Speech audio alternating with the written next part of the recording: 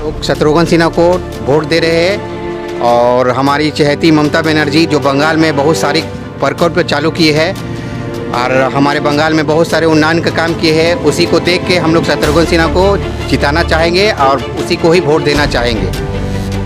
नेता के हिसाब से देखने से तो अभी मामाटी मानुस टीएमसी सबसे आगे चल रही है और सबसे मज़े की बात यह है कि शत्रुघ्न सिन्हा एक जाना पहचाना हस्ती है और इसमें कोई दो राय नहीं है कि अच्छा खासा लीड करेगा। और हमको जहाँ तक उम्मीद है लगभग 2 लाख के मिनिमम 2 लाख से नीचे सवाल ही नहीं उठता, 2 लाख से ऊपर ही जीतेगा नेता। चहेता नेता तो हम लोग दीदी है, ममता दीदी।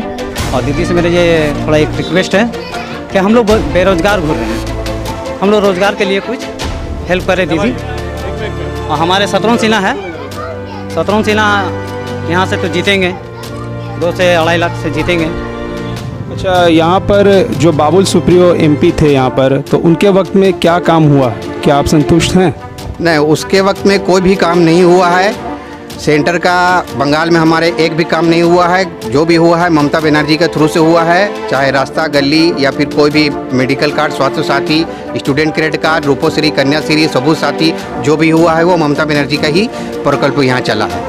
मौजूद है आसनसोल कॉन्स्टिटेंसी में जहां पर बाय इलेक्शन चल रहा है और ये आसनसोल के अंतर्गत एक अंडाल नामी इलाका है, अंडाल का रहीमाबाद इलाका है। यहाँ पर हम आम जनता से जानने की कोशिश करेंगे कि वो जो वोट देने वाले हैं उनका चहीता नेता कौन है। आपको पहले बता दें कि टीएमसी से जाने माने नेता शत्रुघ्न सिन्हा यहाँ से इलेक्शन लड़ रहे हैं, वहीं सीपीआईएम से पार्थो मुखर्जी, कांग्रेस से प्रोसेनजीत वाइटुंडी और बीजेपी से अग्निमित्रा पॉल।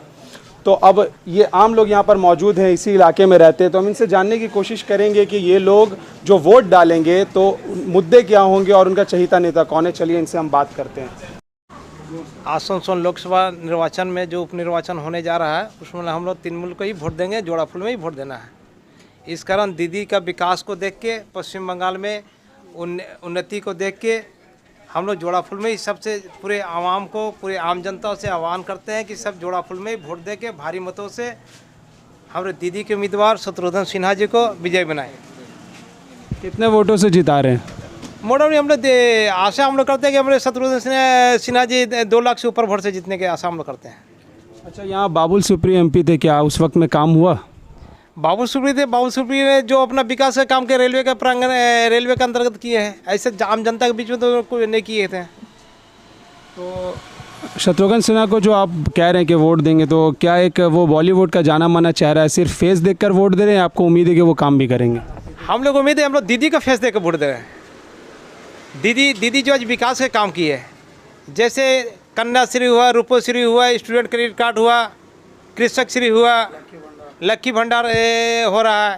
मैंने दीदी के विकास को देख के हम लोग चाहते हैं कि दीदी के विकास जो हुआ, दीदी के विकास के देख के जनता वोट करेंगे। बांगला भाषाभाषी আমরা গর্ব করি নিজেকে যে আমরা বাংলাতে আমরা আছি, বাংলাকে আমরা ভালোবাসি এবং আমাদের দিদি যে নেত্রী যিনি যেভাবে প্রকল্পগুলি পাবলিকের পাশে যেভাবে দাঁড়াচ্ছে, যেভাবে কাজ করছে আমাদেরকে এবং কি নিচের স্তরের লোক থেকে নিয়ে উঁচু স্তর লোক মানে প্রতি লোক সবাইকারই জন্য যেভাবে যে কাজ করছে এবং কি আমাদের যে লোকসভা যে নির্বাচনে যে আমাদের শত্রুঘ্ন সিনহা যে টিএমসি আমাদের যে নেত্রী যিনিকে দাঁড় করিয়েছে আমাদের দিদি, এক তো আমাদের ফিল্ম স্টার, দ্বিতীয় ওনার যে ক্যারিয়ার স্টার মানে ক্যারিয়ার উনি যখন স্টার্ট করে আমাদের পশ্চিম বাংলা থেকে স্টার্ট করে, কলকাতা থেকে প্রথম ওনাকে ওই চুজ করা হয়।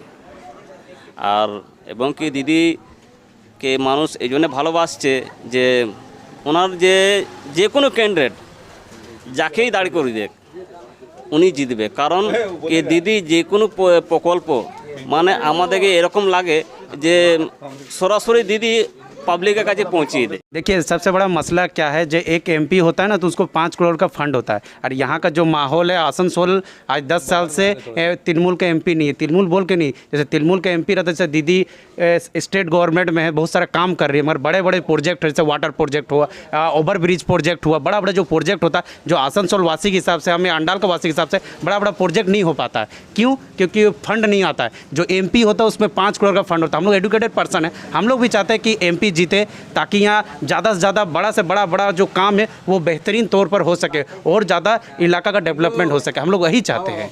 पर जो बाई इलेक्शन चल रहा है तो आप किसको वोट दे रहे हैं और क्या मुद्दा पर दे रहे हैं? कौन है आपका चहेता नेता? चहेता नेता ममता दीदी है, जो हम लोग ये कर रहा है। ठीक है, वही है। ठीक है, कोई दिक्कत नहीं है। ठीक, सब सपोर्ट मिल रहा हम लोग को उसी का।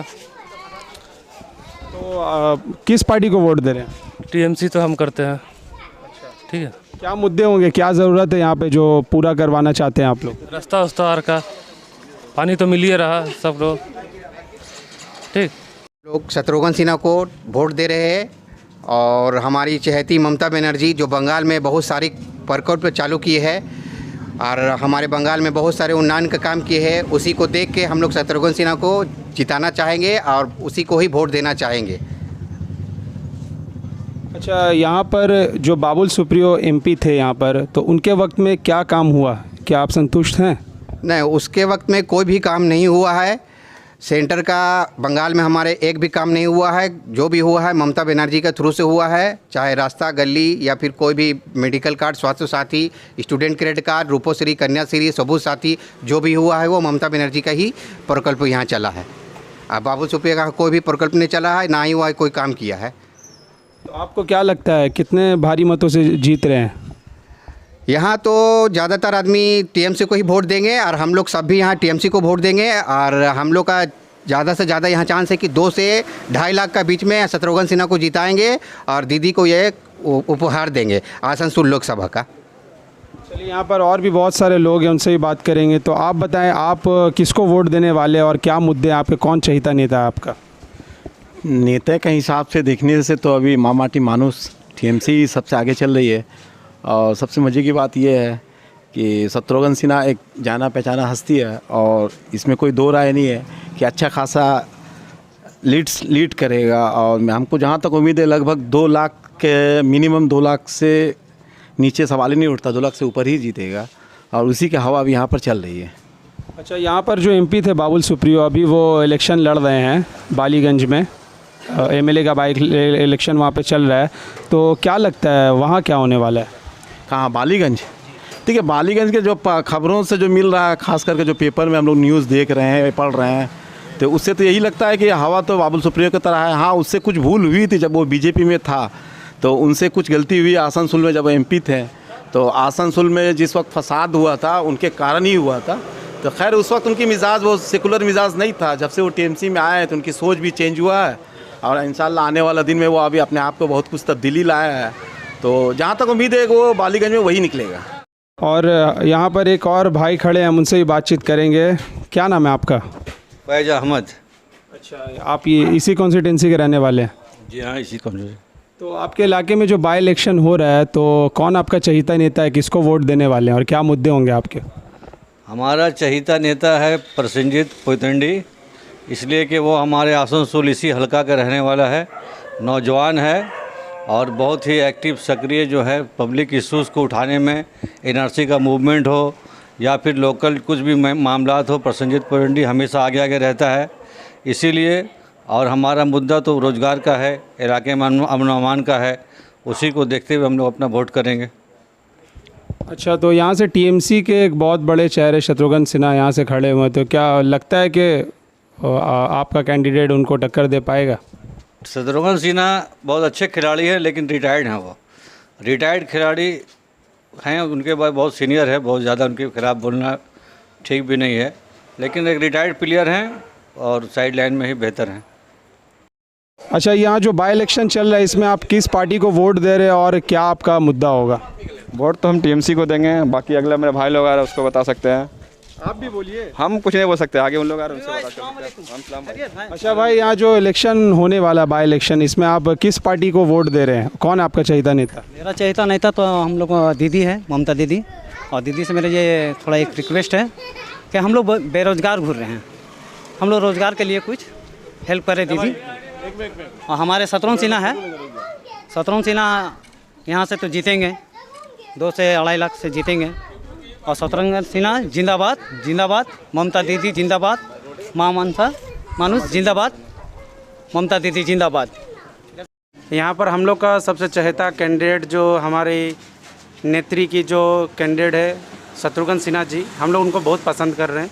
पसंद करने का एक ही कारण है कि ममता बनर्जी 2021 का जो अभी 21 का जो इलेक्शन विधानसभा इलेक्शन पार हुआ, उसमें दीदी ने जो जो वादा किया था, जैसे स्टूडेंट क्रेडिट कार्ड वो पूरा की, लक्की भंडार बोली थी, लक्की भंडार मिला, राशन घर घर फ्री मिलेगा, वो फ्री मिल रहा। मैंने दीदी जो जो वादा करती है वो पूरा करती है, इसीलिए हम लोग दीदी को देखते हैं। कैंडिडेट कोई भी हो, हमको दीदी का जिताना और दीदी को मजबूत करना है। और बात रहा अदर पार्टी जैसे बीजेपी हो, वो लोग खाली बड़े बड़े बातें करते हैं, 2 करोड़ रोजगार देंगे, डीजल के पेट्रोल के दाम कम करेंगे, सब्जियों के दाम कम करेंगे। आज देखिए कहाँ से कहाँ चला गया। ये आज बीजेपी सरकार जो बोलती है सो करती नहीं, मगर हमारी नेत्री जो जो बोली है वो 6 महीना के अंदर द्वारा सरकार के माध्यम से और जितने भी प्रकल्प के माध्यम से उसको पूरा की है, आम जनता तक वो पहुंचा है। इसीलिए नो डाउट यहाँ से शत्रुघ्न सिन्हा लाखों वोट से जीत रहे। तो आपने देखा, ये थे आसनसोल कॉन्स्टिट्यूंसी के अंतर्गत अंडाल एक इलाका है रहीमाबाद। वहाँ पे हम लोगों से बातचीत कर रहे थे, ये जानने की कोशिश कर रहे थे कि वो लोग किस पार्टी को वोट देने वाले हैं। ज़्यादातर लोग यहाँ पर देखा गया कि टीएमसी के बारे में कह रहे हैं, लेकिन जब तक वोट नहीं हो जाता, इलेक्शन नहीं हो जाता, नहीं बोला जा सकता कौन पार्टी जीतने वाला है। कुछ लोग टीएमसी की बात कर रहे हैं, कुछ लोग कांग्रेस की बात कर रहे हैं, लेकिन अब क्या होने वाला है ये 12 तारीख को ही पता चलेगा, जब इलेक्शन होंगे और उसके बाद रिज़ल्ट आ जाएंगे। तो यहीं तक रहा हमारा सफ़र। इसी तरह की ख़बरों के लिए देखते रहे हालात बंगाल न्यूज़ टैग इंडिया।